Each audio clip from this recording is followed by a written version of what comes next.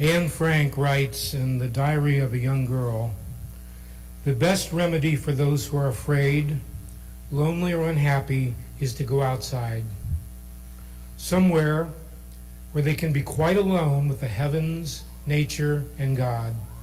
Because only then does one feel that all is as it should be, and that God wishes to see people happy amidst the simple beauty of nature.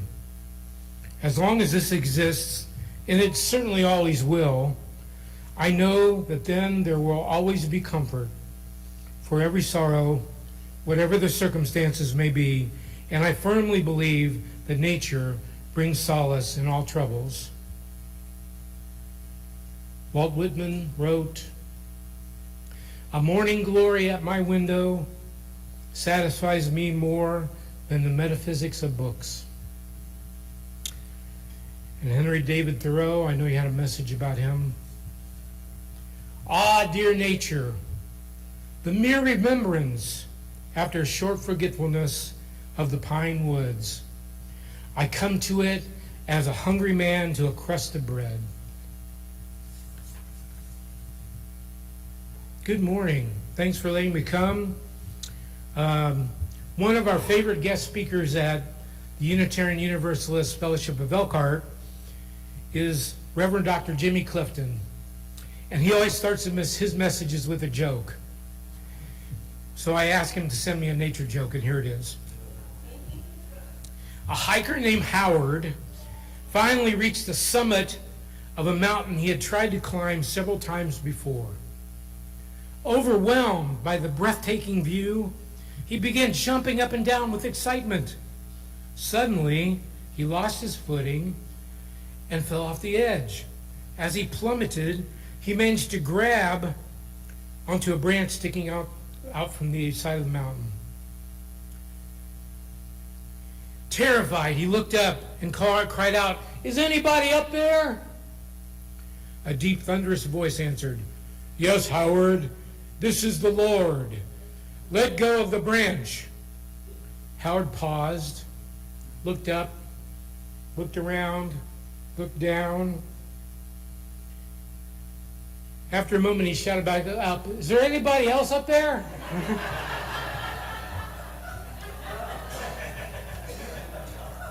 Thank you, Jimmy. Nature deficit disorder. What are we talking about?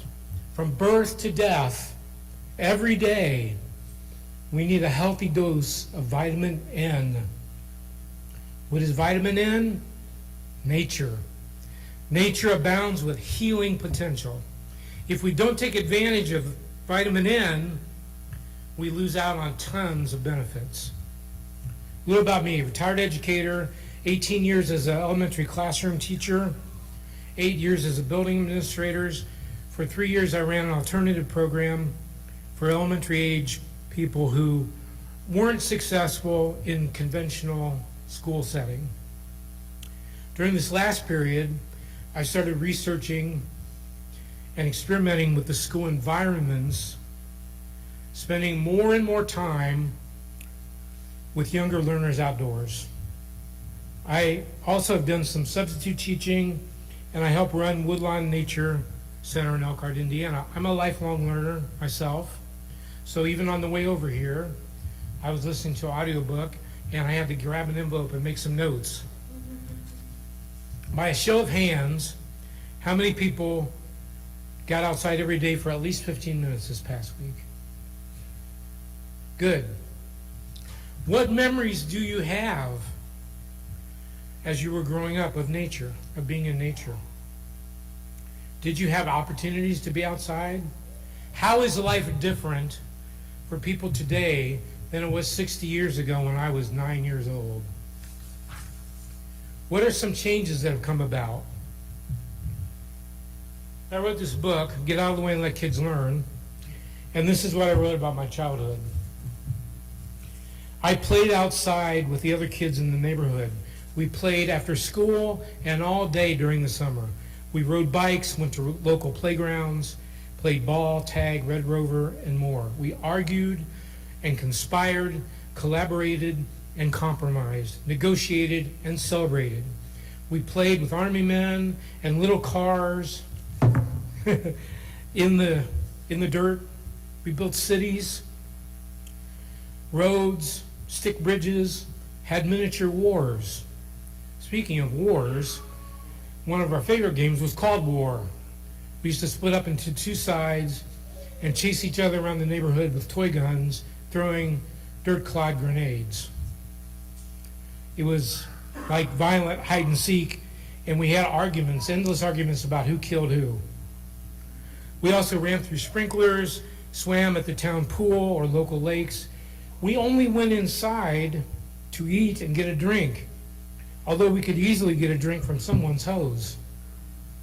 Many of the children I've worked with over the years as an educator don't have these kinds of activities at home for a variety of reasons. Some live in unsafe neighborhoods and have to stay inside all the time.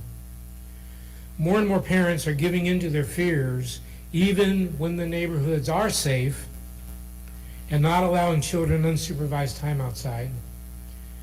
And then we cut back on their free playtime at school as well.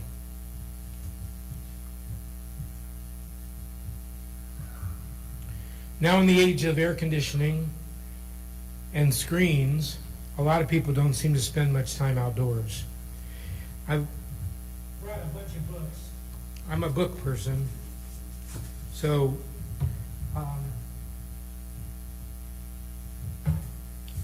Richard Louv wrote a book, Last Child in the Woods, Saving Our Children from Nature Deficit Disorder. So he's the one that came up with the term.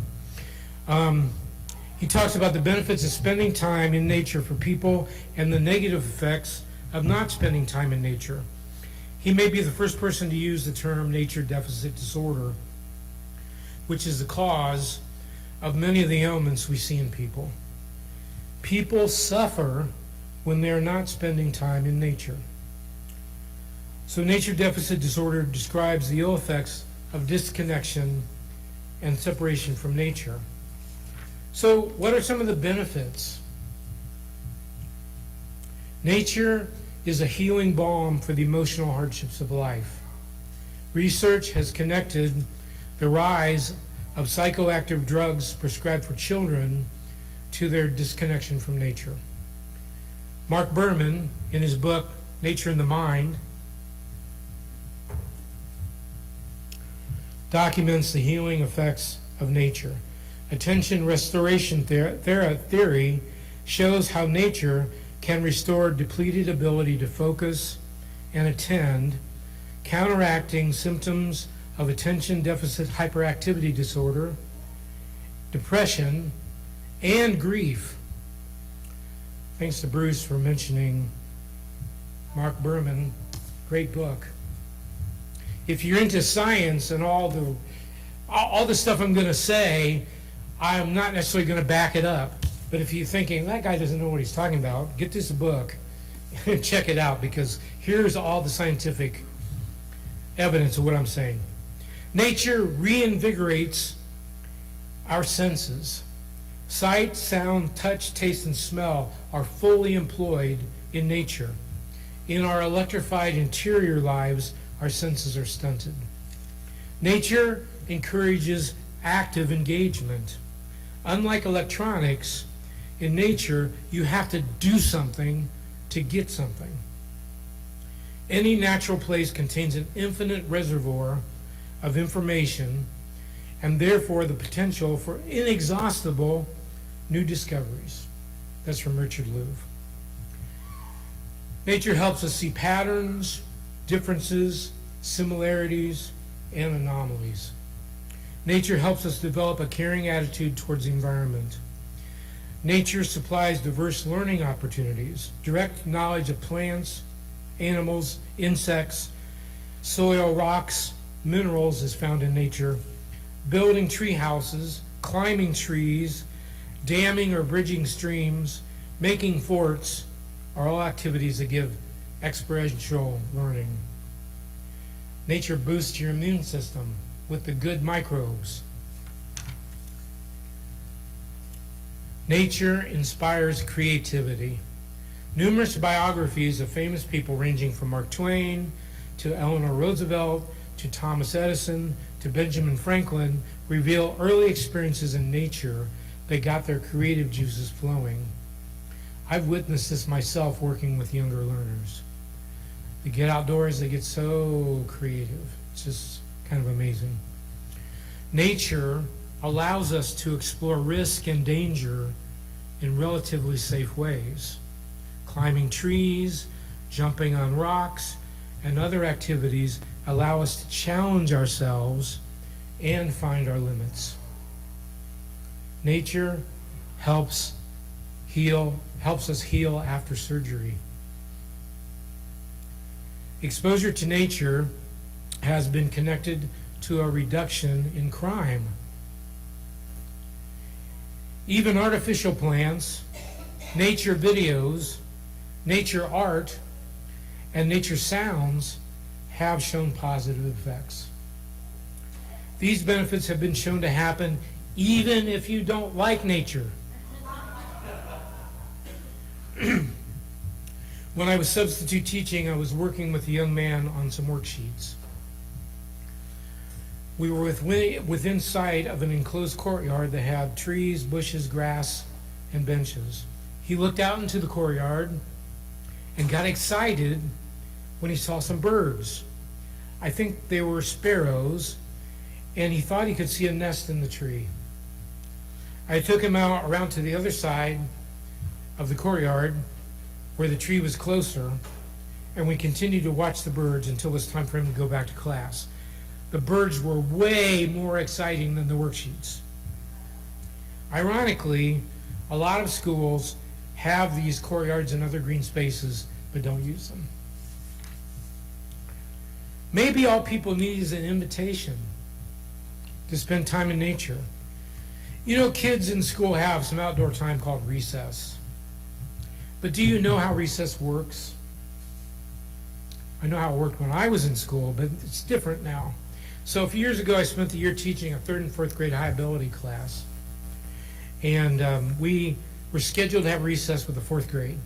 So the 4th grade recess, they ate lunch from 11:45 to 12:15.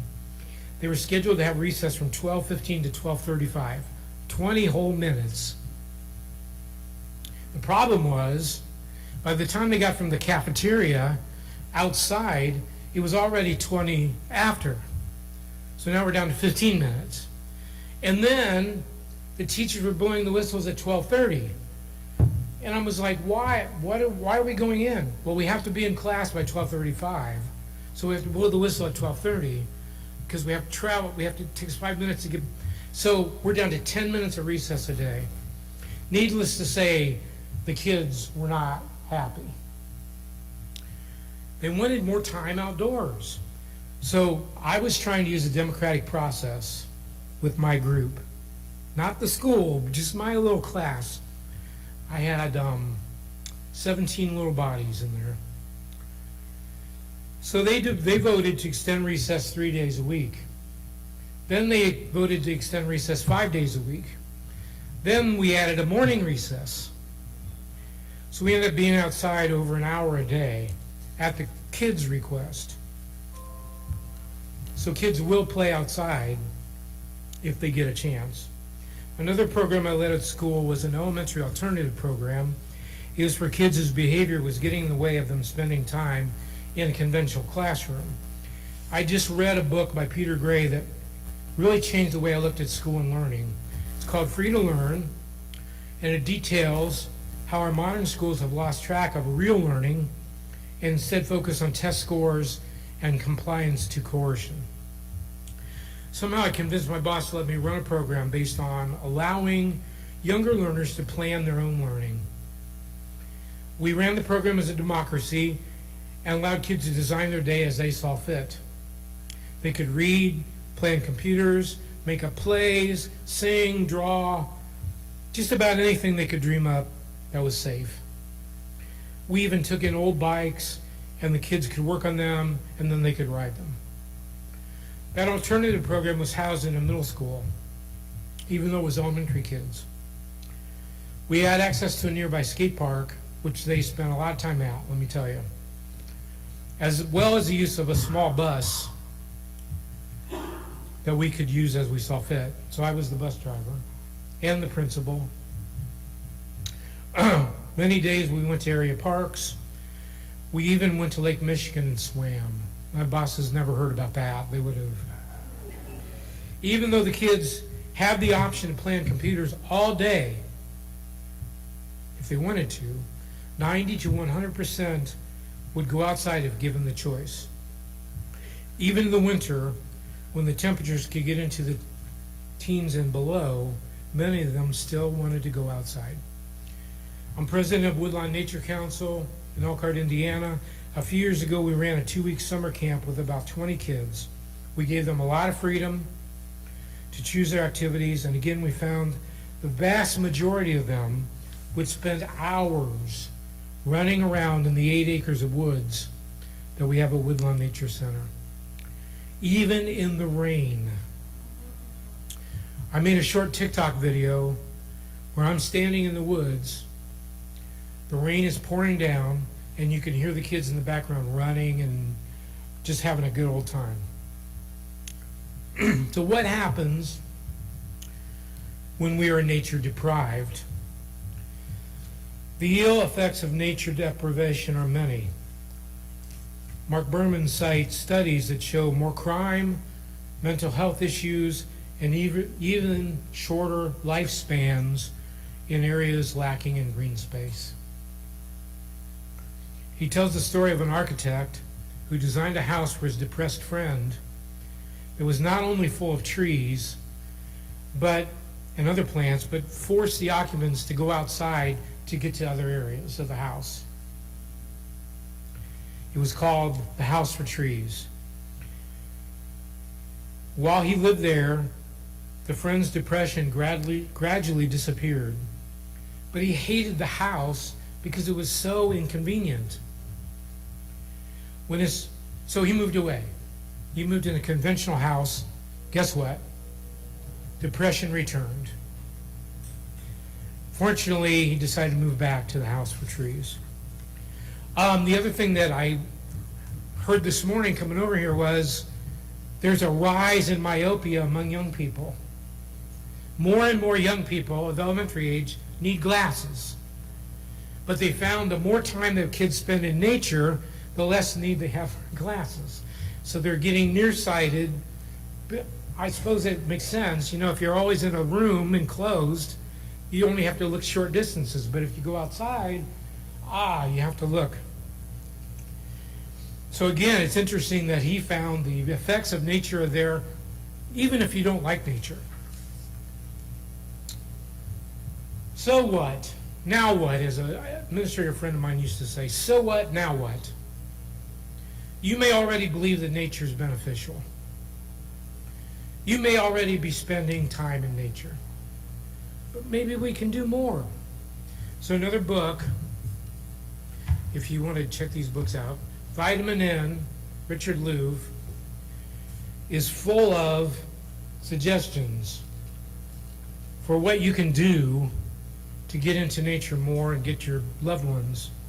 So here's some from him, some from me, some from Mark Berman. Obviously, get outside more in all kinds of weather.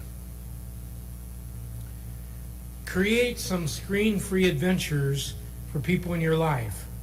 There's probably nothing wrong with using a phone to take some pictures or record some thoughts, but try to avoid earbuds, headphones, and other disconnecting features. There's one change I've made in my own walks. I used to try to multitask and, listen to an audio book or music while I was walking. And after reading Berman's book, I took the earbuds out. Because if you put them in, you're missing all the sounds. If you're involved with the school, which every community member should be because we pay for them, encourage outdoor activities. The American Academy of Pediatrics recommends 60 minutes of unstructured play every day for children up to age 10. I would say 60 minutes of unstructured play outdoors for everybody.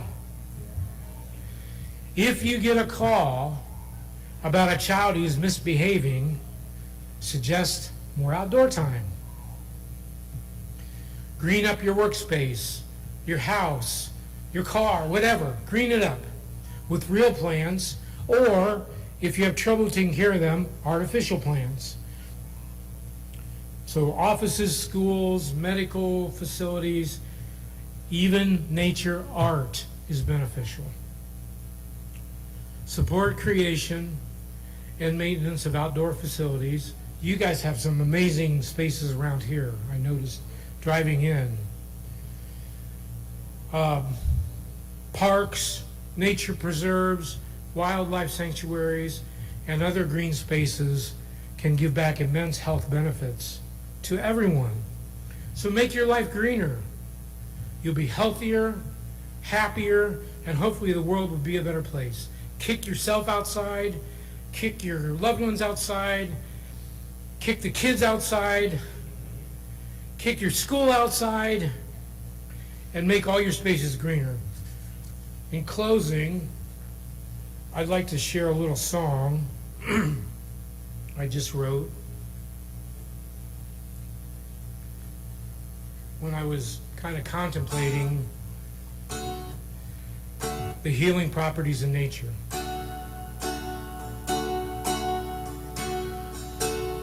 Lay me down by the peaceful river, let the water soothe my soul, and the flowers singing sweetly, if I listen with my heart.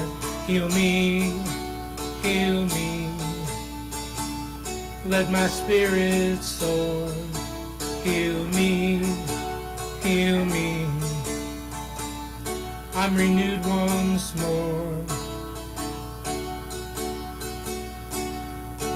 Once more, once more, once more.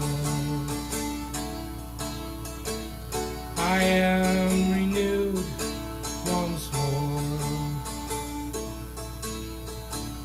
Lay me down by the peaceful river, let the water soothe my soul, and the flowers singing sweetly, if I listen with my heart. Heal me, heal me, let my spirit soar. Heal me, heal me, I'm renewed once more. Heal me. Thank you.